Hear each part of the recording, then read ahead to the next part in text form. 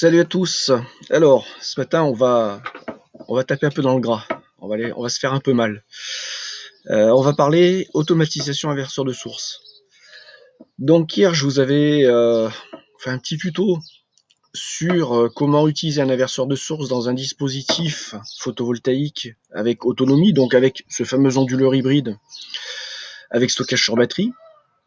Et donc là, on va regarder un peu comment on peut automatiser ça pour une fonction bien précise, et on va partir d'un cas concret. Je vais un peu recadrer là, voilà. Donc l'idée, on va partir de l'idée suivante, on va partir du schéma initial de mon installation, et puis on va y apporter un gros pâté, un gros patch dessus, avec tout un dispositif dont le but sera d'alimenter une pompe de piscine par une source ou par une autre, en fonction de la charge des batteries et en fonction de l'ensoleillement. Donc tout ça en partant de matériel que j'ai en grande partie, parce qu'il y en a que j'ai plus du tout, mais enfin bon, ça c'est pas la question. Et en partant de matériel simple et courant qu'on va pouvoir trouver d'occasion en très bon état sur le bon coin pour avoir des prix intéressants. Alors déjà, on va commencer par le contacteur inverseur de source. Donc là, on va regarder, il y a ce dispositif-là, donc c'est la marque Schneider Télémécanique. Donc Télémécanique est une ancienne boîte qui a été rachetée par Schneider. Donc maintenant, ça doit s'appeler tout simplement Schneider. C'est du matériel industriel qui s'enclicte sur un rail-DIN profilé. Voilà, on n'a pas plusieurs images. Et donc, les caractéristiques sont la puissance qu'encaissent les contacts en usage, en fonctionnement continu et également en coupure. Mais bon, pour nous, on va dire que c'est un usage non industriel. Un contacteur de ce type, version de base, va tout à fait convenir. Chose importante, quand vous cherchez ce type de contacteur, vérifiez toujours que la tension d'alimentation des bobines, parce qu'il y a une bobine par contacteur, corresponde à celle que vous allez utiliser, 220 volts pour la plupart des cas. Là, on voit par exemple, sans doute, si on vérifie, on voit un petit 24 volts là qui est écrit ici, ce qui peut parfois induire en erreur. Hein. Voilà, donc bien regarder. Alors, ce contacteur, là, ce que l'on ne voit pas à l'image, en fait, c'est que c'est deux appareils en un. On voit peut-être à la coupure, là. Hein. Et donc, ce dispositif, en fait, c'est deux blocs en un, collés l'un après l'autre, et avec au milieu un dispositif de verrouillage mécanique. Et ici, vous voyez cette petite quéquette, on en retrouve deux. C'est des mécanismes qui permettent de voir à l'œil et de l'extérieur si le mécanisme est à 1, s'il est actionné ou pas. Donc, s'il est piloté. En même temps, chose déconseillée, mais ça permet de faire le test, quand on pousse cette quéquette sur la gauche, ça va permettre de forcer ce qu'on appelle forcer les contacts. C'est-à-dire ça va simuler comme si on avait une alimentation sur la bobine qui allait fermer les contacts et les rendre passants. Donc, le verrouillage mécanique que l'on trouvera à l'intérieur de ce dispositif va vous empêcher, par exemple, d'appuyer sur les deux quéquettes en même temps pour actionner les deux contacts en même temps. Extrême importance. Parce qu'en fait, si ces contacteurs-là sont utilisés pour deux sources différentes et que vous avez la possibilité d'appuyer sur les deux en même temps ou de piloter les deux en même temps, qu'est-ce qui va se passer? On va mélanger des sources de tension. Donc là, on répond plus de rien. Et dans un cas de figure, mettons un moteur triphasé industriel, donc là c'est juste un aparté en explication. Si on appuyait sur les deux contacteurs et qu'on utilisait ça en inverseur de sens de rotation, en fait, on crée un court-circuit franc et l'appareil vous explose à la figure. Donc vous comprendrez l'utilité de plutôt et toujours utiliser un bloc modulaire, tout en un, avec deux contacteurs dissociés mais avec un verrouillage mécanique, plutôt que deux contacteurs non verrouillés mécaniquement, de par la sécurité, quoi, tout simplement. Alors, concrètement, là, le dispositif, tel quel, si vous l'achetez neuf, mais ce que je vous déconseille, vous pourrez le trouver d'occasion, il vous sera livré avec ces espèces de barrettes de pontage qui sont en fil rigide et qui permettent de gagner du temps lorsqu'on est dans l'industrie, on va changer un contacteur inverseur d'un moteur triphasé qui a lâché, quoi. Donc comme ça, il n'y a pas à refaire les pontages, ils sont directement en place, mais ils s'enlèvent. Chose que vous devrez faire si jamais vous faites une opération de ce genre pour type inverseur de source et non pas inverseur de sens de rotation. Alors on va aller maintenant voir un peu le schéma type d'un inverseur de source avec un mécanisme de contacteur. Donc traditionnellement les contacteurs on appelle ça KM1 et KM2, KM. Hein. Donc on peut voir qu'il y a 3 contacts de puissance dans chaque dispositif. Si on revient en arrière, on s'apercevra qu'on a 3 contacts de puissance, L1, L2, L3, et ensuite ici un autre contact. Là c'est un normalement ouvert, très important. Prenez un NC, prenez un contacteur qui aura la référence avec un contact NC, normally close. Donc ça veut dire un contact normalement fermé. Et quand le contacteur est appuyé, c'est un contact auxiliaire qui va être ouvert. Ça a toute son importance dans le schéma que je vais vous proposer tout à l'heure. Donc ici, on voit qu'on retrouve dans ce contacteur inverseur ce fameux contacteur contact auxiliaire. Et là, vous remarquerez qu'on a la dénomination sur la gauche, le contacteur de gauche, la branche de gauche, KM1, et au-dessus KM2. Donc ce qu'on voit les bornes A1 et A2, ce sont les bornes d'alimentation de la bobine du contacteur. Et dans notre cas de figure, lorsqu'on va travailler en monophasé, donc là il s'agit par exemple pour un frigo, mais moi ça va être une pompe de piscine, vous voyez qu'il y a une phase qui sera ici, là, inutilisée. Voilà, le contacteur, il y aura 2 bornes de puissance qui seront inutilisées. Qu'est-ce qu'on peut dire d'autre? Donc ça, c'est bien pointillé, c'est le pointillé de la liaison mécanique. Liaison mécanique entre les contacts, et ça, ce signe du triangle, c'est le signe du verrouillage mécanique qui empêche d'avoir les deux contacts fermés de ce côté, ici et là en même temps. C'est strictement impossible. Alors, par expérience, moi j'ai 30 ans bientôt de boîte dans l'industrie, j'ai jamais vu un tel dispositif, on va dire, provoquer un court-circuit, c'est-à-dire avec les dispositifs bloqués. Franchement, c'est hyper fiable. Ce genre de dispositif, on les change nous, c'est quand il y a usure des contacts, ici à force de faire des sessions ouverture-fermeture avec des fortes intensités, où donc c'est à l'amorçage, à l'ouverture des contacts et à la fermeture se produisent ces échauffements, mais principalement à l'ouverture. Et lorsque les intensités sont trop fortes, au bout d'un moment, dans les zones de contact, il y a de l'usure, et il n'y a plus du tout de pastilles, elles fondent, et parfois même ça se colle. Et donc, en fait, on n'arrive plus, le contacteur n'arrive plus à revenir en arrière en position ouverte, et en fait, il y a toujours des contacts de passants. Alors, c'est ce qu'on trouve couramment dans l'industrie. Alors, je dois dire que le vieux matériel, on avait très très peu ces problèmes. Le matériel maintenant qui a moins de 10 ans, les nouvelles générations, c'est vraiment du consommable. Ça, c'est mon avis perso. Alors qu'avant, on pouvait tenir 10 ans avec ce matériel. Maintenant, utilisation intensive dans l'industrie, vous pouvez vous dire qu'au bout d'1 an et demi, 2 ans max, l'appareil est rincé. Pour un usage dans votre maison, le dispositif va tenir 30 ans, il n'y a pas de souci. Il ne faut pas comparer l'industrie et ce qui se passe dans l'industrie, les sollicitations et dans votre maison, même pour une pompe de piscine. Donc dans mon cas de figure, on va imaginer qu'ici, ça ne sera pas un frigo, mais que ça sera une pompe de piscine, donc 750 watts, d'où l'intérêt.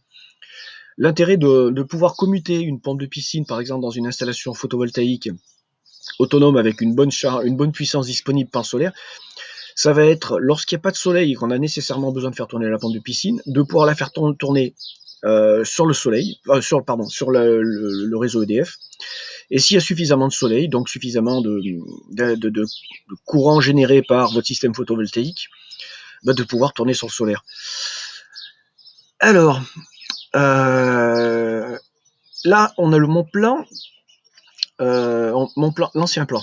Là, le plan sans la modification, donc que vous pouvez télécharger. Mais au préalable, si, on va faire quelque chose. On va faire un petit tour. Donc vous allez sur Google Images et vous tapez contacteur inverseur bobine 220 volts. C'est ce que je vous disais, toujours chercher des contacts avec des bobines avec 220 volts pour votre maison si vous n'avez pas de dispositif de commande à 24 volts. Donc vous avez sur divers modèles.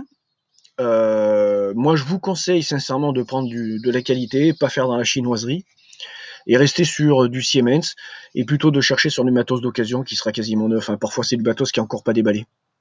Et vous allez peut-être avoir des prix 30 euros peut-être si vous avez un peu de peau.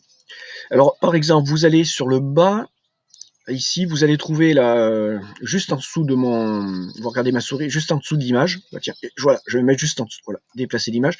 Là vous allez trouver des très très vieilles générations, ça c'est du matériel qui a 30 ans quoi, mais qui marche super bien, c'est vraiment le plus solide. Par contre, dimension supérieure. Alors, on va passer maintenant, repas sur le schéma. Donc là, vous avez mon installation telle qu'elle actuellement. Et je vais vous proposer le schéma tel que je vais la faire dans quelques temps, voilà, quand j'aurai un peu de goût. Alors, on va, là, pour qu'on puisse se repérer, vous avez l'onduleur en plein milieu. Voilà. Ensuite, ici, vous avez un dispositif sur la gauche. Je ne sais pas si je peux centrer, non. Donc, c'est un interrupteur crépusculaire. Donc, moi, c'est une marque Theben, Theben. Donc, en fait, à l'intérieur, il y a 2 canaux, donc il y a 2 relais et 2 sorties relais différentes. Là, j'en utilise une, et dans la modif que je vous propose, on va en utiliser la deuxième. Donc, cet interrupteur crépusculaire, le but, ça va être de détecter si on a suffisamment de lumière ou pas dans l'installation pour passer sur le solaire ou pas. Voilà, donc ce que vous pourrez remarquer, c'est qu'on a cette bobine-là. Là, on a déjà un contacteur qui n'est pas un contacteur inverseur, qui lui va mettre le jus en automatique sur l'onduleur ou pas pour tourner sur EDF ou pas.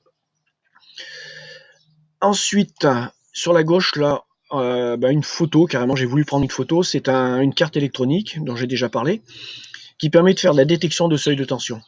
Donc en gros, je l'utilise moi pour remonter le contacteur ici, le fermer, pour réalimenter l'onduleur, pour recharger les batteries au plus vite si celle-ci se décharge. Donc c'est une carte qui fait du contrôle de tension. Donc là, on va maintenant passer dans le vif du sujet, dans le hardcore un peu. Hein. Alors j'ai fait un dessin, j'ai pas de logiciel à proprement parler de dessin industriel pour l'électricité. Je fais ça avec un vulgaire logiciel de dessin et à l'arrache. Ça va rendre la chose un peu bien confuse, mais on va essayer quand même de décrire un peu le truc. Et l'idée, c'est pas de vous fournir un schéma tout fait, mais de vous dire, voilà, si vous envisagez d'automatiser ça, voilà les choses que vous devez prendre en compte dans l'installation. Allez, vous êtes prêts? Accrochez-vous, ça va piquer. Voilà. Alors, on va commencer par le bas. Là, vous avez notre fameuse pompe de piscine en bas. Alors, j'ai dit 750 watts. Vous la retrouvez. Donc ça, à gauche, c'est le symbole de la mise à la masse et à la terre. Hein. Au-dessus, vous avez un disjoncteur, 5 ampères. Alors, pourquoi 5 ampères? J'aurais même dû dire 4 ampères. Hein, quasi. Mais bon, j'ai mis 5. J'aurais dû mettre 4. Pour mieux protéger la pompe elle-même. Alors, on aurait même dû mettre un magnétothermique qui lui, avec un câblage différent, qui vous a permis de protéger le moteur à la fois contre les courts-circuits et contre les surintensités. Mais bon, là j'ai pris un matériel standard, si vous êtes dans le cas de figure pile poil de votre maison. Magnétothermique, on pourra en reparler peut-être éventuellement une autre fois. Ensuite, ce qu'on va retrouver au-dessus, on va retrouver notre bloc inverseur, ce que vous voyez ici, les contacts. Là, on va le retrouver ici. Alors, je vais essayer de zoomer dessous pour centrer, voilà. Donc, KM1, KM2. Et là, j'espère que vous voyez ma souris. C'est ce dispositif-là. Et donc, on va se rendre compte que pour un de ces contacteurs, on vient se repiquer sortie onduleur, sortie du différentiel, au même endroit que les autres disjoncteurs qui m'alimentent les prises de courant de la maison et puis les circuits éclairage. Et de l'autre côté, on a l'autre contacteur qui, lui, va se repiquer en puissance. On va remonter très haut. Donc, on va suivre le cheminement qui remonte et qui vient se contacter sous le différentiel et sous le disjoncteur qui vient protéger le 220 volts sous 25 ampères de l'alimentation de mon onduleur. Donc, en fait, ce système-là, si on a ce contacteur, le KM1 d'actionner, on va bypasser l'onduleur spécifiquement pour la pompe, alors que tout le reste de l'installation que vous allez voir ici va continuer à tourner sur l'onduleur. Donc là, nous avons le schéma de puissance, je le répète, ce qu'on va appeler ça la puissance, c'est la puissance. On part du disjoncteur D1, on récupère la tension en sortie, on descend, on alimente le contacteur, on se branche sur les contacts du contacteur KM1, et dessous, on vient se brancher sous le disjoncteur qui va alimenter la pompe de la piscine. Ensuite, l'autre branche, on sort de l'onduleur, on passe par un disjoncteur différentiel, 25 ampères, et on récupère le 220 volts pour aller sur l'autre contacteur KM2. Et toujours, vous voyez ce petit signe au milieu, la petite triangle qui veut dire verrouillage mécanique. Alors maintenant, on va passer à la télécommande. Alors là, c'est là où ça se complique un peu. Alors, l'idée de ce montage, ça va être de pouvoir faire tourner la pompe de piscine le plus possible sur le solaire s'il y a suffisamment d'énergie fournie par les panneaux solaires et si les batteries sont pas déchargées. Donc moi j'ai déterminé en fait que le soleil était suffisant avec ce dispositif, interrupteur crépusculaire, donc c'est la marque Teben, la référence j'en ai déjà parlé, si vous la voulez je vous la donnerai. C'est un matériel qui est assez cher mais qui est ultra performant. Et donc nous avons ici là, le premier contact, le premier canal qui est utilisé pour automatiser l'alimentation de 220 volts de l'onduleur s'il y a suffisamment de soleil ou pas. Et là le deuxième que j'ai fait en plus gros. Donc tout ce qui est rouge, c'est ce qui est rapporté sur la nouvelle, sur la donne, sur la modification. Et là, nous utilisons les deux, l'ensemble du bloc contact ouverture-fermeture. Alors, plus concrètement,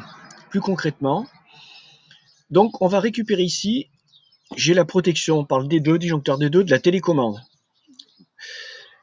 Donc on va récupérer, sortie télécommande, le moins. On va dire ça le moins, en fait, c'est le neutre. Hein, le neutre. Donc là, on est toujours en 220 volts. Et on va alimenter la bobine par le neutre en dessous, la bobine 1 de KM1 et la bobine de KM2, avec un pontage entre les deux. Ensuite, sur la phase, on récupère... je suis pas sur le bon disjoncteur. Je vérifie toujours si j'ai pas fait de boulette. Voilà, c'est bon.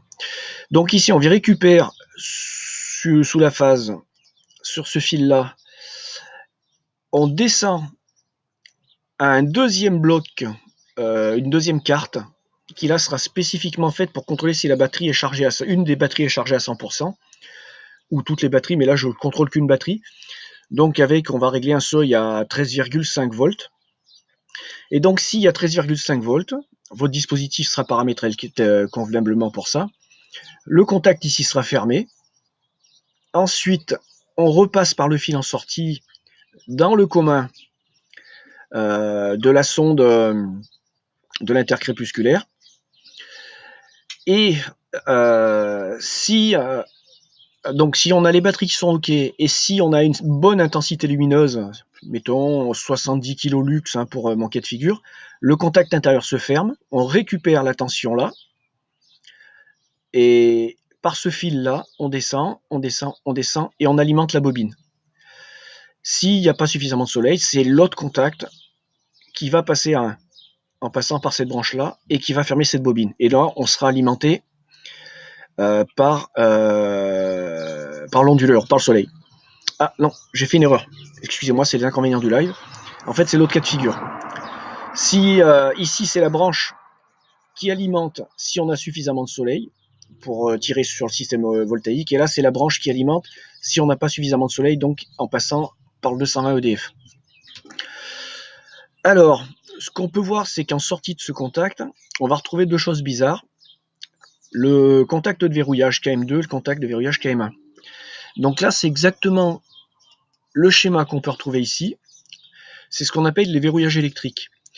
En fait, ce système-là, ici, on met dans l'alimentation de la bobine ce contact-là qui est issu de ce dispositif-là, et inversement, pour faire en sorte que lorsqu'une des contacteurs, si ce contacteur est fermé, on ouvre ici obligatoirement.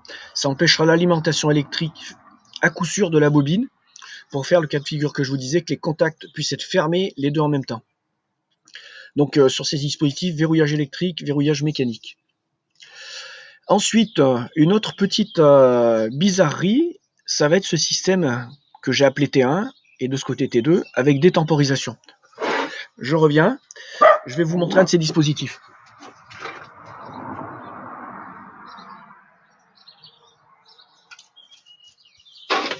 Alors, on va repasser là où j'aurai l'image à l'écran, si ça veut bien le faire. Voilà. Alors, ça, ce sont des blocs anciennement télémécaniques. Vous allez pouvoir voir la référence d'ailleurs ou pas. Ah, je suis à l'envers. Ah, ça, c'est l'image inverse. D'accord. Bon, bah écoutez, si vous avez besoin, je vous donnerai les références. Vous allez pouvoir trouver ça d'occasion. Ce sont des temporisations, c'est fabuleux. Quand on veut faire des temporisations, c'est extraordinaire. Petit schéma. Vous voyez, c'est très simple. À savoir que ça peut fonctionner entre 24 et 240 volts, aussi bien en courant alternatif que continu. Et ça se met en série avec le dispositif que vous voulez temporiser. Alors, pour en revenir à mon schéma, le but du jeu, toujours avec un souci toujours plus de sécurité, ça sera qu'en fait, grâce à cette tempo dans le circuit, ça temporisera la fermeture de ce circuit. Il faudra que vous ayez le jus. Moi, j'ai mis 3 secondes. Pendant 3 secondes au-dessus de ce dispositif pour quand vous l'ayez en sortie. Donc, ça va temporiser la mise en marche de votre contacteur. Tout ça dans un souci de sécurité. On est là en même temps pour apprendre un peu des astuces. Et puis, toujours en sécurisant aussi bien le dispositif pour les personnes que pour les installations. Voilà donc, voilà l'ensemble de l'installation.